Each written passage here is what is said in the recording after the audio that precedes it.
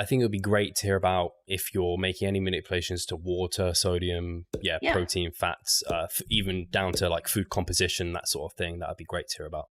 Yep. So we'll start with water, I guess. So our bodies are primarily made up of water, and it's important to also have water inside our muscle cells to make them look nice and full and round when we're getting on stage. The degree of which we kind of push that, and same can be said for carbohydrates, depends a little bit upon the division that they're competing in. So for one of the more muscular categories, so if we're thinking like, bodybuilding or physique or figure, even women's fitness, which is what I compete in with the WBFF, we are getting very lean. So you are seeing a lot of muscle. So the degree of loading probably is going to be a little bit higher than for, maybe a bikini division where the competitors are coming in a little bit less hard and they still have a little bit of body fat. And again, it does depend on the federation. In my opinion, I think that, the IFBB bikini look is significantly harder and more muscular, leaner than the federation that I compete for. The girls are a lot softer. They truly look like glamorous bikini girls, like they've just been plucked off the beach.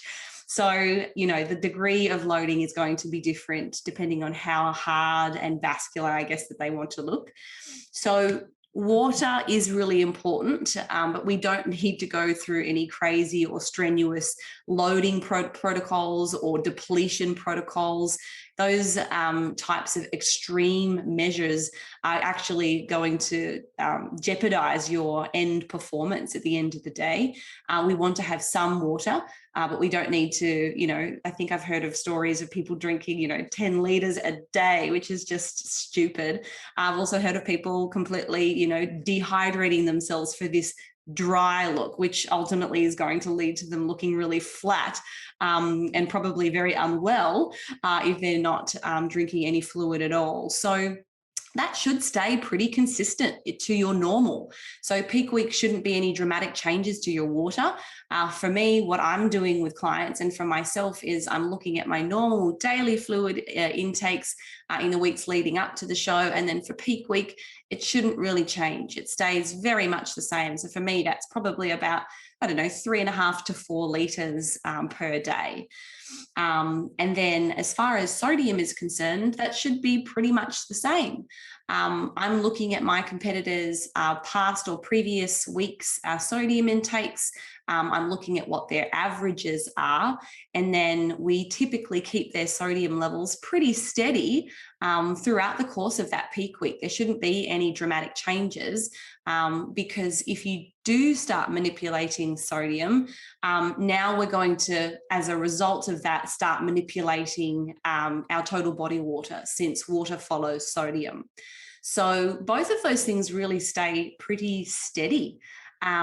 We can use our sodium on our show day, I guess, as a bit of a tool for helping to increase our vascularity, to kind of really show off your muscle.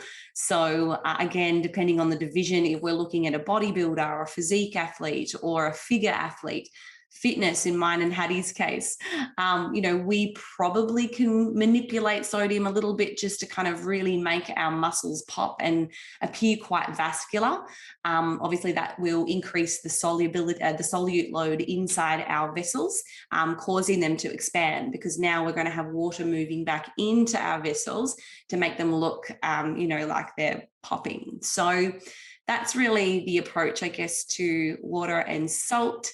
I have a lot of thoughts about food choices and things during peak week, but I'd love to give Laurin an opportunity to talk about that too. And perhaps if she's got, maybe you do backloading. I think that's something that I've seen you do with your clients. So maybe you could explain that one and then we can talk about food. Yeah, I was like, so I have the opposite approach. And of course, this is going to really depend on the individual. I've peaked people who do keto, there's always going to be differences, right?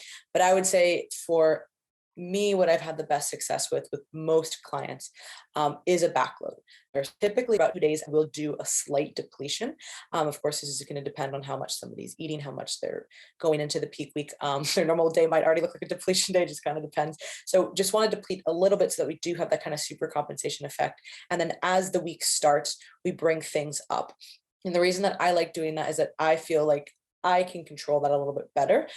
In my experience, and again, it could just be, the sample that I've worked with, the front load can tend to be a little bit harder for the people that I've worked with. But again, I do use it sometimes. So typically what a backload looks like is you start low and then you end high. So the general plan that I have for most people is do a little bit of a depletion for 2 days. Again, it's just a moderate, more restriction, but not too much for carbs.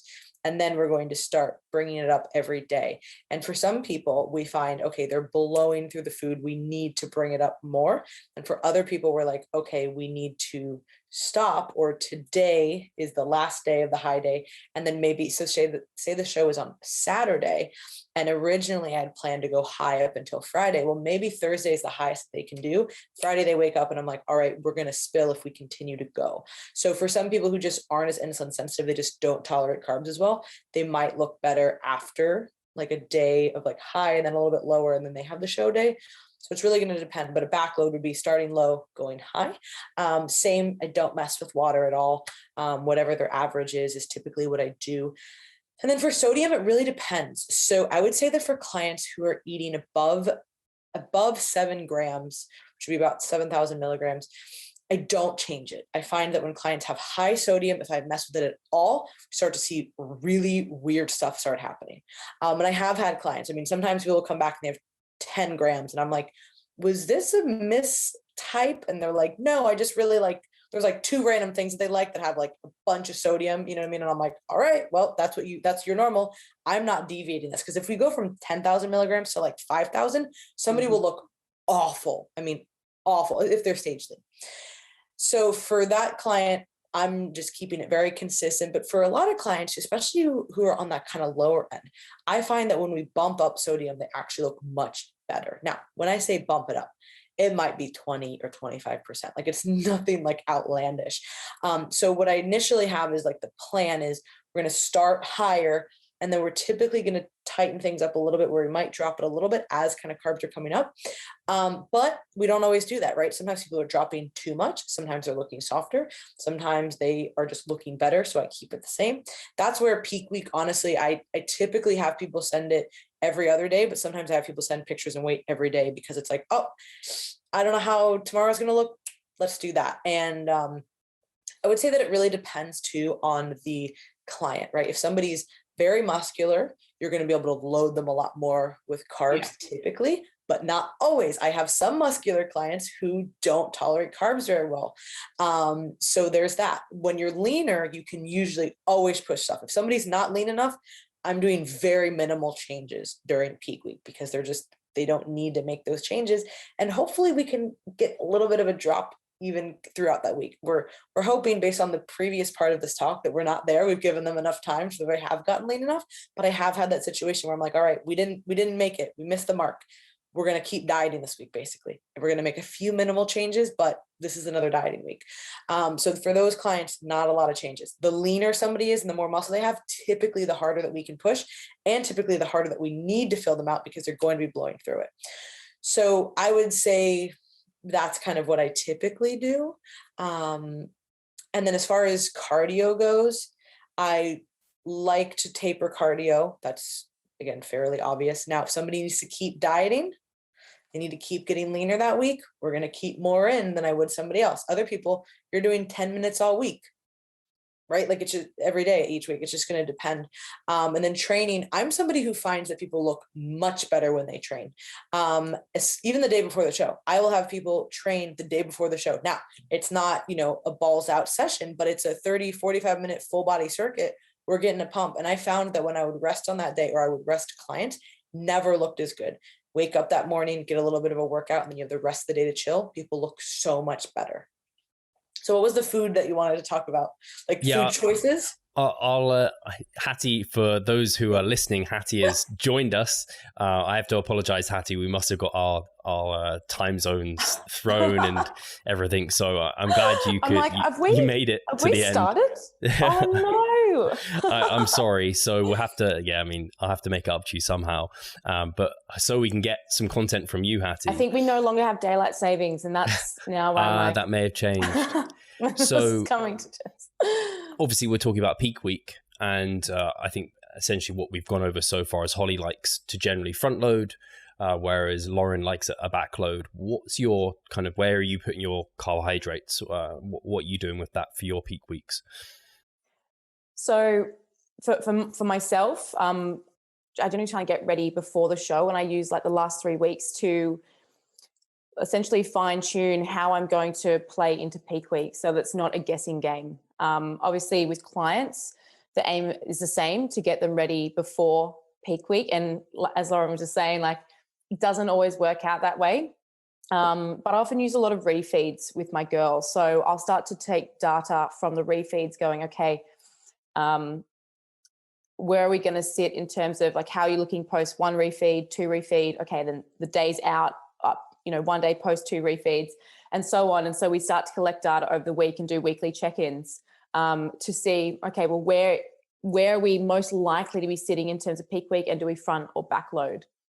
So for myself, I've used both. Some of my clients, I've done a front load in the week, and actually that was harder for them in terms of kind of like front loading the carbohydrates at the beginning and then tapering into the show.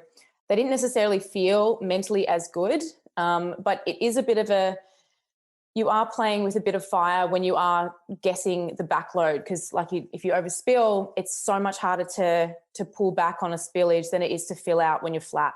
It's essentially better to wake up flat on the morning of your show and know that you can get some carbohydrates in and some sodium leading into the show. So I've used all methods for myself, but generally the most success I've had in terms of peaking the best on show day was to actually have my carbs kind of midweek, because I tend to look better 2 days after a pretty decent 2-day refeed, and then I'm a little flat on show day, and then I've got enough time to fill out to peak for the show. So I think both work, and it has to be done on the individual. You have to be in a position to peak.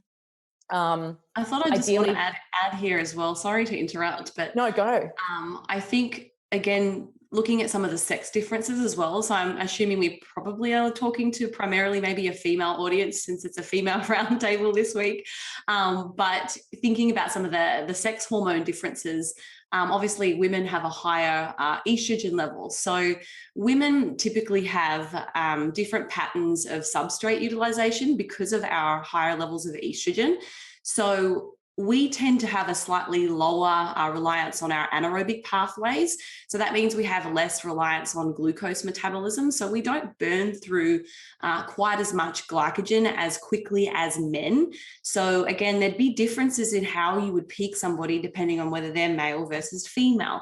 And something that the reason I thought of that, Hattie, was because you said you usually feel like you look your best a couple of days after. And I think that's partly due to the fact that we aren't kind of, churning through glycogen quite as quickly. So if you are able to kind of look at your physique under previous conditions where you've had, quite a high load of carbohydrates, that is so helpful for being able to kind of identify where you should sit and position yourself. But it can also be really difficult if you've never had that experience with maybe a new client and you've not had any opportunity throughout the fat loss phase because they were behind and you didn't get to have any refeeds or diet breaks to kind of assess it. So it really comes down to, do we know what we're going to look like under those carb loaded conditions? And then that can kind of help guide whether you do that front or back load. Yeah. I don't know about you girls, but coming into peak week or even like in that 3 weeks out, I'm taking notes from the moment I wake up, after every single meal, after every single session. Like the notes from 2017 up and now in my phone are just crazy because, and even, some of my clients, I'm like, take a photo every morning, but don't like don't date it. And then we're going to look at all the photos across the week and we're going to pick where you look the sharpest. And then we'll go back and go, well, that was 1 day post high day, or that was after your, 2 days after your 2 high days. And so it's like, okay, if we're looking at you as a subjectively, it's like, oh, that's where you look the best. And then we can follow on. But notes are always going to be, collecting data is always going to give you the best reference. But then, we've got stress coming into peak week and lack of sleep. And, some of the girls have to get hair and makeup done at like 4 a.m. And so we can have everything set. But then when it comes to the execution, there are so many variables that we can't control, like the nerves. So, and I don't know about anyone else with their clients, but peak week, some of my clients, they go, where are you? Like, can you please just let me know where you're at? Because they're running around, getting hair and makeup done and all that kind of stuff, photo shoots, the heat, like the Bahamas, like changing climate for some clients, going from cold to hot. Like there's a whole lot of variables that maybe we haven't thought about previously, and that can change things as well. So this is really specific, but it might also be useful. So typically we don't know when you're going to compete, right? I mean, obviously if you have the luxury of knowing when you're hypothetically going to go on stage, that's really, really useful. Or we can just use trends, right? So for example, at the NPC division, for NPC bikini division is typically always last, or almost always near last, right? So we know that like if the show is starting at a certain time, you're probably not going to go on stage at that time, but it's going to be relatively okay in the morning. And sometimes it might be, if it's a small show, like I want somebody to wake up ready just in case shit hits the fan and like they had a makeup appointment and then it was the meeting and then like, oh, they're running around, like you're gonna get on stage soon, because every other division is really small. Versus if it's a national show and it's like a pro qualifying show and we know there's a lot of people here and it's going to take a lot of time. Well, we know that even if we don't wake up 100% carved up, we might not want to even wake up perfectly carved up because we have until about 3 p.m. before they're going to go on stage, right? So if you have the luxury of knowing that is also really, really useful. And you're going to have to plan for this. I always try to plan for the worst. Like, listen, I want you to wake up ready, because in case everything goes wrong, at least we already can just kind of maintain where we're at. That's a lot easier than like cleaning up a spill or trying to carb up like crazy. So let's try to wake up ready, and then we'll kind of just eat as we need to. But if it is a later show, you kind of do have that luxury of being able to go a little bit lighter kind of the day before, because you will have more time. Hey, Pascal here. I just wanted to take the moment to talk about our membership site. Inside, you'll find a thriving forum, an extensive exercise library, courses, presentations, and research reviews. All I need you to do is hit the link in the description below and sign up. Well said. I know kind of show days, they can be all over the place. They can go on for ages, depends how many people turn up. I don't know. There's so many variables there. So kind of peak week, it's not peak day. So hopefully you are sorted for that day. I guess something we were going to talk about, and I'm going to give it to Hattie just because I know you haven't had much airtime. In terms of food choices, I imagine it might look similar for all of you, but for you, Hattie, what are you doing when you're carbing up? Are you kind of consuming different foods, same foods? What's happening with your food choices in peak week? Are you removing anything? So similar, like I said, collecting data that 3 weeks leading in, I'll pretty much eat the same food from like 3 weeks out into peak week. So that's definitely the week that you don't try and add in anything that you haven't eaten before. I don't eat a lot of sweeteners. I know that I do get some of my girls to drop back on them. Some people cut out. Personally, don't recommend them. So I bring my fiber down low from Thursday. Otherwise, too early, I don't feel good actually. So my food pretty much stays the same from about the 3 week out mark leading into the show.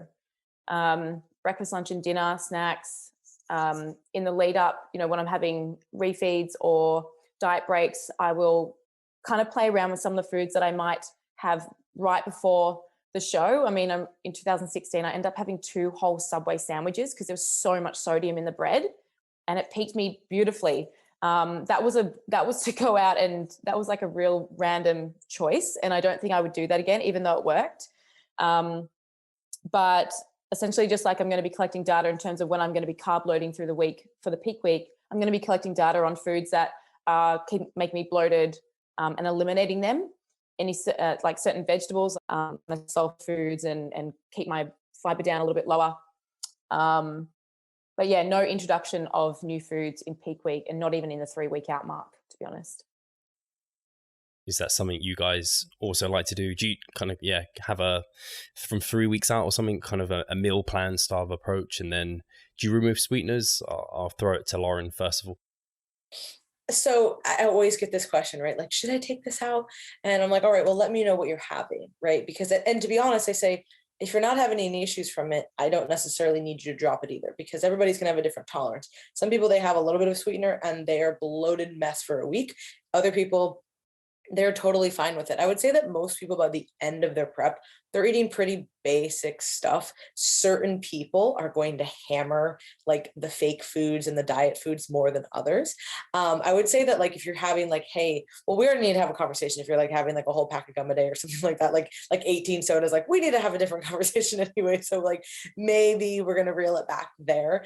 But I would say that for most people, if they have, they have a scoop of protein powder or like a EAA's drink and like maybe like a Powerade Zero or something, I'm like, you can keep that. Like, that's totally fine.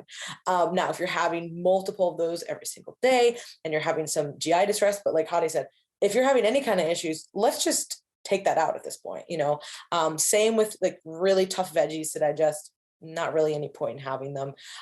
Typically I try to steer away from fruit on peak week just so we can really try to push to muscle glycogen. And then trying to stick with really basic stuff, rice, cream of rice, potatoes for the potassium, which is helpful. If somebody can tolerate potatoes, I would much rather have those in there. Some people get difficulty with certain meats or eggs, like during preps, like if you're having any type of issue, we're taking that out. You know what I mean? Dairy is a big one. For some people, if you're having an issue with dairy and gluten, we're certainly not having those a few weeks out from a show. And I have some clients who never cut any of that stuff out. Other people, even during prep, they're like, listen, these foods kind of give me some issues. So I cut those out about a month out. We're trying to keep them in so that they have some type of like diversity within their food choices, but a few weeks out, it's just obviously not worth it. So I would say that, yeah, there's a few things there, but I don't overtly say like, you have to do this or you have to take out whatever. Yeah. And even something as particular as dairy, it's like, if you're having a little bit and you're okay with it, like, that's fine. If you're somebody who's sensitive to it, like, we need to take that out. Holly, are you the same there? Basically individualize it to the person and... Yeah, I think, look, how I would view what the girls are saying is, leading into a show, we probably want to be paying attention to somebody's digestive health. So one of the key things that really make, this conversation important is, do you suffer from some kind of digestive condition? So the people that I have the most, removals from their diet in the week of peak week are going to be those that have some of the common conditions like irritable bowel syndrome, so IBS, people with celiacs, people with diagnosed intolerances. Those folks are the ones that are going to be at risk for stepping on stage with some potential, GI disturbances. So it might be they have pain, they might have bloating, they might have gas. It could be all of those things. So we're basically looking to try and minimize any potential risks when they are on stage. So our digestive system, depends on the individual, but generally speaking, we process foods within about 36 hours. Some people actually have a long colon, other people have a short colon. So there's going to be some variability from person to person, but typically we don't need to make any crazy adjustments until about, maybe let's say worst case scenario, 48 hours out, because what you ate on Wednesday isn't going to be present on Saturday. So we can pretty much keep things relatively the same up until those final 2 days. Then we can start to consider, if you are somebody that suffers from IBS, then we need to be, or whatever that condition is, now we need to start taking it out. So I guess the way that we would manage that is really just looking at some of the common, gut irritants. So there are several of those things that we want to pay close attention to. So things like caffeine consumption, alcohol consumption. Not that many people that are competing are probably going to be sneaking in any booze on the day before, though I have been known to do that in the past. But, these are both common gut irritants. We do not want to have those present, certainly not the day before or the day of stage, just to minimize any potential pain or what have you. And then common FODMAPs are another food that I will really pay close attention to, not just with people that have these conditions, but generally as a blanket rule of thumb. It's like, I would rather, you've just done a 6-month prep, in maybe the case some of Laurin's clients that she'd mentioned, you've just worked hard for 6 months. Why would we want to risk something 2 days before the show that could potentially upset you on stage? So I would be sending out a list of every single FODMAP, and there are hundreds of these things. However, that list looks very long. There are still a lot of other foods that you can have as well that are very low FODMAP. So you can still have a really good diversity of foods, the couple of days leading into show, and you're not going to feel like you're missing out too much. But I think, like both the girls said, there's something to be said for routine and stability. As you get closer to the show, I think a lot of people just seek confidence in foods they are comfortable with, they're familiar with, they know the macros. And one of the things that we spoke about before when it comes to peaking is we're making dramatic changes to people's carbohydrate intake. And in some cases, it might be taking somebody from, they've been in a depleted state where they're having 90 or 80 grams of carbs for a small female in that, depletion week. That's what they got down to. And then for their refeed or the 3 or 4 days of carb loading, whatever it is, we're jacking their carbohydrates up by double and some potentially. So, you don't want to be giving out foods that they aren't really familiar with the macros first and foremost. Like, they want to be comfortable with things that they know what's in them. And then, of course, sodium levels as well. That is probably one of the biggest challenges in peak week, not only trying to hit certain numbers for your carbohydrates so that you look good, you're on stage looking full and muscular, but we've also got to try and temper their sodium so that they're not having these wild swings that can also interfere with how they look on stage. So again, familiarity. Like, I love that Hattie does a 3-week pretty similar. Like, that's probably more on the extreme end, but she is being really cautious. Like, she's not about to ruin that many months of hard work on the expense of, today I just want to have some food diversity because I'm so tired of eating the same foods, So there's a lot that goes into it, but, I think FODMAPs are really important to keep on the low. If you have a diagnosed lactose intolerance, let's not risk that on, the day before we get on stage, and, keeping fiber probably to about 50% of what you normally would just the day before. Otherwise, guess what's going to happen? If you cut it out too early, you're not going to shit. You're going to be constipated, and you're going to be getting on stage probably feeling pretty gross. So you want to keep things pretty normal as long as possible until the last minute, and then you drop out all those potential irritants. Yeah, I really like that description, because I think peak week, there are a lot of variables you could manipulate. And I think if you end up trying to manipulate too many, you just have no idea how to control the thing. But if, for the most part, I think you guys are all on the same page in terms of mostly manipulating just carbohydrates. So if you have control of that variable, if you see something you don't like, it's a case of, okay, I can pull up or down on this variable and I kind of know what outcome I'm going to get here, versus, I chucked all these different things in and I have no idea which one of these is kind of led to the result that I was kind of gunning for. I just want to check with you guys, how is everyone doing for time? Have we got time for like another 15 minutes or something to talk about kind of post show, or how are you doing? Yeah. Yep, I've got a whole hour. Hattie's fine. So I wanted to, I wanted to extend it to make sure Hattie felt like you've given your kind of word here at least, and given some value to the audience. And I know they want to hear from you.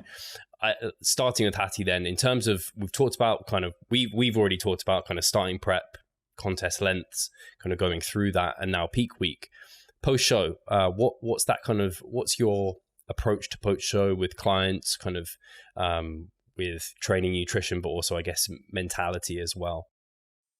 Oh, post competition blues. Something I always say is that no one can fully prepare you for post competition till you go through it yourself, and it's quite a shocking experience, I think, for newbies. Obviously, those who have a bit more experience, we've learnt a lot, and so much learning comes from just experience. But it's funny. Everyone always talks about wanting to reverse diet, and there's a theory and then there's the execution. And I'll put my hand up and say, I very rarely execute for myself a reverse diet. After a show, I kind of just want to eat normally. And for the first week, I just let myself, if I'm hungry, I'm going to eat something. I still track everything. I have guidelines of my own numbers, but I very rarely successfully reverse diet myself. And not, when I say not successfully reverse diet, I still stay in incredible shape for a long period of time. I'm just not this like anal person about, oh my God, I've got to reverse diet. I just want to eat normally. I've eaten very robotically for an extended period of time. However, with clients that do want to reverse diet, I do a step through process. So I tend to increase their carbohydrates, depending how low their fat is. The first macronutrient I'll actually tend to increase is fat. So I take my fats for myself and my girl, carbohydrates and protein high. So the first macronutrient I'll kind of step through is fat intake, and I'll do it. I kind of increase their calories by about 5%, 5 to 10%, depending on the individual, every 3 days. So it's like really stepping through and starting to taper off cardio. So I'm closing the gap, say the deficits, like this, it's like just closing the gap down and stepping through that every couple of days, because you're hungry as well. For some of my girls, I say have a play week. So go off structure. You've been structured for so long. Have a week where you go in, you're going to stick to this amount of sets per body part. Don't go more.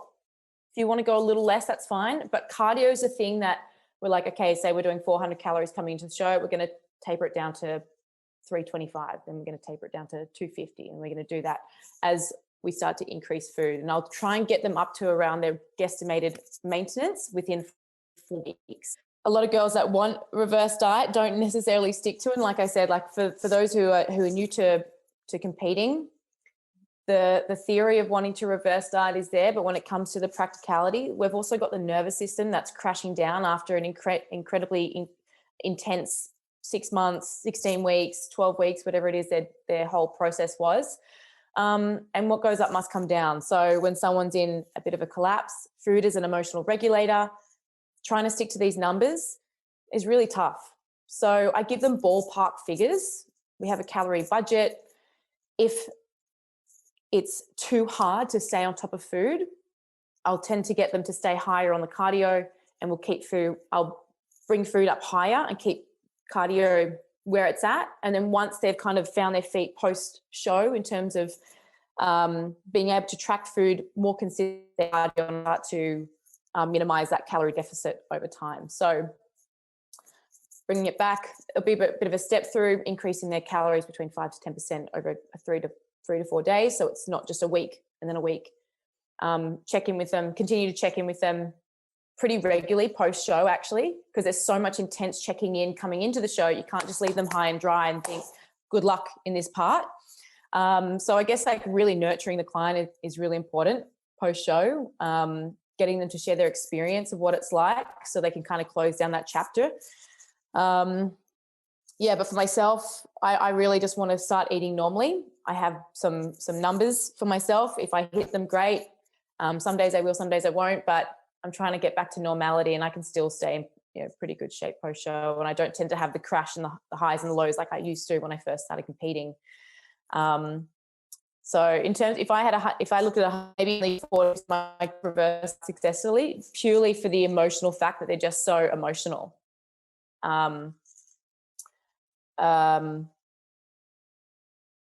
It's quite an interesting thing, reverse dieting post show. In theory, it's always great. The practicality of it, I don't know if Holly or Laurin have had the same experience. It's tough. Hi guys, Steve here. Just wanted to take a moment of your time to remind you of our online coaching service. At Revive Stronger, we pride ourselves on providing personalized service that will take your physique and knowledge to the next level. If you're interested, check the description and sign up. Holly, do you want to talk through your approach post-show as well? Sure. I think it really depends again on whether we're working with somebody that is like a professional athlete or whether we're working with a brand new client, because their experiences throughout the show, not just like psychologically, but, you know, physiologically, are going to be wildly different. So if we considered somebody that is, you know, on a professional level, they are a fitness competitor, a figure competitor, or in the case of IFBB, like the bikini girls, they are getting very lean. The physiological responses that are occurring at that level versus somebody that has just done I guess, what did you refer to it as, Laurin? A lifestyle client dieting down and then ending the diet and starting a reverse. They're going to feel significantly different. And that's because of some of the hormonal changes that are taking place, some of the adaptive responses that are taking place because of the diet, and a whole host of other things. So I think I want to speak to maybe some of the professional athletes, just speaking from my own experience, and of course, lots of other girls, is probably the first thing that we need to consider is letting go, I guess, of that stage lean physique. It is very, very difficult to maintain that for any given length of time. So for those clients, I'm actually having a discussion before we get on stage about, okay, you're obviously going to be achieving an all-time peak physique. You're going to be very lean. There's going to be a significant number of changes that are taking place to your body. And I don't think it's reasonable or realistic to maintain that long term. So first question would be, what kind of body weight and physique can we get back to that you would be really comfortable maintaining? And it might be, again, it's going to depend on the size of the individual for how much weight we regain. It's going to be relative, so it's based on a percentage. But I usually try to have clients, and the same for myself, is to get back to a place that's realistic, probably within the first 4 to 6 weeks. So straight away, I'm taking the clients back to at minimum, their current maintenance calories. So they're not losing any more weight. And then we're trying to drive their calories up probably as quickly as we can until they reach that body composition or that body weight that they are hoping to maintain, for a decent period of time. Now, again, that might depend, on what their long-term goals are as well. Some people may still have a lot of muscle that they want to build. So they're not going to just stop where they're happy. They may need to work for 6 months on building more muscle. So that means they're going way beyond that because they're not planning on maintaining that physique. They need to make improvements. So I think learning to let go, I think, of the physique at the end of a fat loss phase is probably the first thing. And then something else that can be really difficult, I think, for women is, or men and women, I should say both, is, again, in that really deprived state where we have had hormonal changes, our hunger is going to be significantly heightened. So if we had two individuals, one who has been weight stable versus one who has lost a lot of weight, they may weigh exactly the same body composition, but the individual who has lost a significant amount of body weight is likely to experience something called hyperphagia, which is the desire to eat more than what their physical requirements are. And eating doesn't necessarily satisfy that need. So I think trying to eat intuitively post-diet can be incredibly difficult in that particular state where we have this interesting hormonal milieu, where we've got changes in thyroid, changes in leptin that are driving you to eat continuously. So there's a lot of things to manage in all of that, not to mention the psychological change, you know, of kind of the show's been over. I feel a little bit down. Oh, am I going to lose this physique? You know, what do I do with my training? There's just so many things to consider. So I think it's really important before you step on stage that you have a post-diet plan and a bit of a set point that you're going to get back to relatively quickly. And you'd obviously implement that with the process of a reverse diet. I'm just going to jump in real quick. Sorry. Holly, I love the topics you just touched base on. So like you said, having that conversation with your clients, like, was there a period leading into the show where you were like, actually this physique I feel really good in? And for some of the girls, it might be their 10-week out physique. And you can say, well, you're around this amount of weight. And it's like, are you happy to get there, you know, in the time frame 4 to 6 weeks? And I think that's what I've done with some of my clients, and they've got a top end, which they don't want to go past, and that's fine. But of course, if they're going to go into a calorie surplus, their weight's going to change. But I think that was a really great way, and yes, it's something to clients on. And then there was another one, around the girls who have lost a significant amount of weight.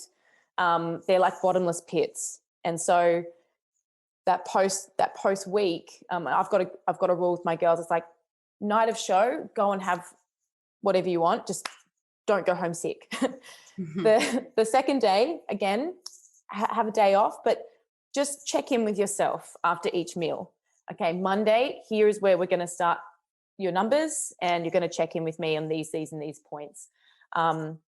Otherwise, like you said, free reign, intuitive eating, intuitive eating doesn't work. You've got the changes in, like you said, hormone levels. You have no idea, like you don't feel satiated after a meal. Like you're starving. You're at a body fat level that your body's like doesn't really want to be where it wants to be. So I'm glad you brought up those topics. They're bang on. So I'll wrap it up by kind of combining both of those and adding something. So it's what both Hattie and Holly said were amazing, and they took into consideration both parts. I always think that physique sports are so unique because they hit both the physiology and the psychology. And I really don't know a lot of sports that hit both as deeply, right? Because it's just such a unique sport. And this will really depend, of course, on, is this somebody's first show? Are they completely taken by surprise as to like what happens afterwards, like that high, and then like that you just fall off the cliff low? Are they a seasoned competitor? Are they competing again soon? Are they like, fuck this, I'm never doing it again? Like there's so many things to consider, of course, afterwards. But I like to combine the realism of, listen, you know, here's all the reasons why hormonally, just physiologically, you are not in the position to just eat whatever you want. But as a competitor and as somebody who's worked with a lot of people, I understand the desire to want to eat normal. Like Hattie said, I've said those same things. I just want to be normal again. I just want to be normal again. And also your social life, your family, your friends, your significant other, whoever you're with, they all want to do things with you. And when do they plan those things? The first few weeks after the show. So if I were to tell you, you need to be perfect with your reverse diet, otherwise you're a failure, track every macro, I'm literally setting this person up for success. Because 10 weeks later, nobody wants to take you out to dinner. They don't give a shit anymore that you did a show. So they all want to do it right afterwards. So putting that into the plan already ahead of time, I have found to have the most success. So we're kind of balancing. We need to have restraint at some parts of the week. And then we also need to be a little bit more flexible with that restraint at certain parts. And I can say, hey, is it fair to say that you probably have 2 meals out this week? Yeah, I have this and this planned. All right, here's what we're going to do earlier in the week. And then here's how we're going to navigate these meals. I want you to enjoy those meals out. And before, let's do this during the day. So there's still some structure, but they have that flexibility later. Because if I were just to say, go out and eat, but like try to track it, okay? Then the person goes to the meal and they're like, either I can't really eat that, and then everybody's like, whoa, whoa. To avoid, number one thing I'm trying to avoid after a show is overeating. That is the number one, like a binging type episode. I'm trying to avoid that as much as possible. So by baking in that flexibility already and asking them kind of like, how is your week look? we typically can set them up for success. And that mentally is so satisfying. Like, man, everybody really wanted to take me out. Like, this was great. I was able to do it. And then in a few weeks, your life will go back to normal and everything will be fine and nobody will care that you competed. So you'll be able to be a little bit more diligent if you want to be. But typically I find that just adding in those meals right away sets us up really, really nicely for just a really successful off season, mentally and physically. I always use like the 80% rule, 80%, like track 80% of your food, have 20% where you're eating out. And that gives that's, and teaching your clients to be process driven. Like when you have principles or guidelines, you can apply it to pretty much any strategy. So it's like control what you can control and allow a little bit of flexibility. I think most of our clients here track macros. Even if they've had periods being in a meal plan, you still have an opportunity to learn about your food. And it's like practice essentially like continue to eat similar to what you've been eating and then have those meals out where eat something that you feel like, but practice not going home sick, like overindulging. And so you can, stay within reason in terms of control and process and strategy, but also allow a little bit of flexibility. You're right. And I find that just make you a show. Oh, no, you go. It broke up, sorry, I didn't hear it. I find that just setting that up allows people to mentally feel like they can do it without either over restricting or overindulging. If you're like, hey, we are going ahead with this plan and I want you to have 2 meals out, like have 2 dinners out this week. It's like, oh, cool. Now I can look forward to this and I actually go and do it. And there's really no cloud looming over my head. They're not sending me an email Thursday night. So something came up. Do you think I can do that? It's already like, hey, here's in the plan. Go execute it. Go have fun. But then here's the rest of the plan that we can actually stick to. And this is going to help your long-term goals. I think just saying that up front, people are so much more receptive and they're like, oh, okay, I can do this. Yeah, I think that's probably a similar process or an approach as to how people would be tackling the actual fat loss phase as well. It's like all of those behaviors that you implemented during your diet, whether it was calorie cycling or whether you have kind of tracked days, non-days, whatever the case might be.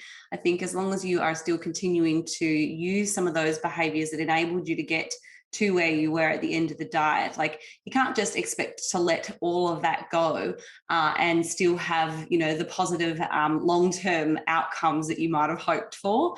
So yeah, I love the idea of planning ahead. That's something that I do personally.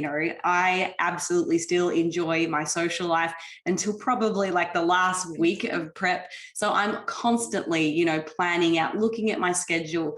What meals out have we got this weekend? What events have I got on? Where do I need to cut back a little bit in order to afford myself this particular meal?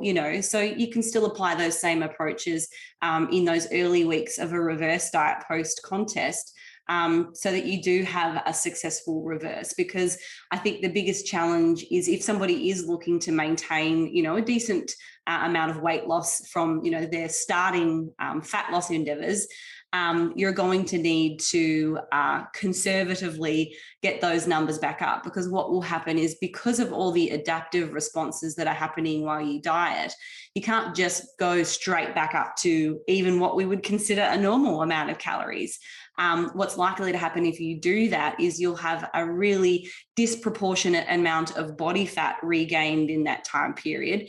And that's likely to leave you feeling pretty down and beat up anyway. So having that post-diet plan, super important, trying to be somewhat conservative in that approach from week to week, whether it's, putting in some percentages like Hattie mentioned, or, looking at weight change each week and then making a calculated increase, whatever, but it definitely needs to be planned, controlled, but you can still have flexibility. You can still calorie cycle kind of within those caloric restraints.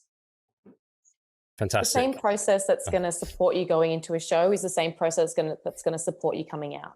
So, yep. I was just about to say something along the lines of like the reverse diet. It's a very nice actual just way of describing in terms of you are just taking steps back out of the diet where maybe you've turned on that light switch of flexible dieting, like it's super bright.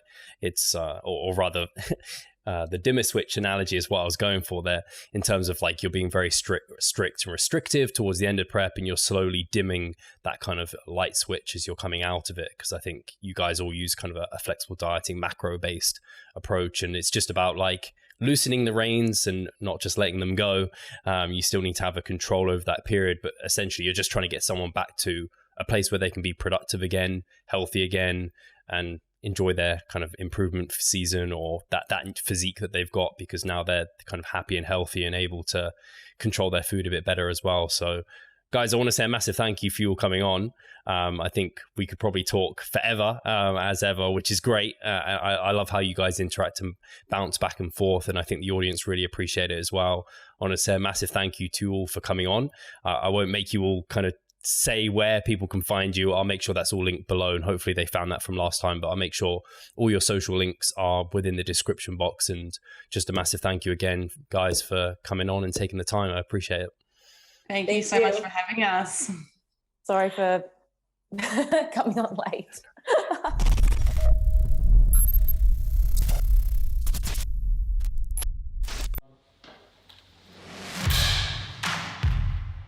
So I'm Steve Hall, founder of Revive Stronger and a coach of Revive Stronger. My name is Pascal Flor. I'm the co-owner of Revive Stronger and also a coach, of course. Revive Stronger has probably been going solidly for 3 years, roughly about 3 years. Revive Stronger, to me, it is becoming kind of my child, my foster child. It's the gathering and getting together of like-minded people. We've been expanding the coaching team, which is helping us help more people, but each coach can only help a certain number of people. Right now, it's all over the place. We have YouTube, we have Facebook, we have Instagram, but there isn't that community aspect behind that. And so the next step for us is developing a membership site. So basically, we want to create a family and a community that is then benefiting from another. A really cool community for people within our little niche is going to be a website. They will get early access to our podcast. You can access us, ask us questions. The community aspect, we have a forum there. You can ask questions, but also you can log your journey. There's also going to be courses on there. Courses, presentations on different topics. Discount of past seminar footage. We will log our journey as well. We'll start vlogging. We're going to have documentaries. Our entire athletic journey. Furthermore, they get access to an exercise video library.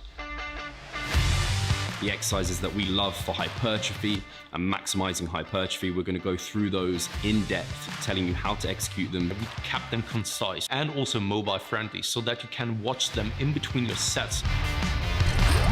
I'm super excited to grow this community. The amount of value that we're going to be delivering is huge. And I'd love you to be part of it. You will get so much out of that.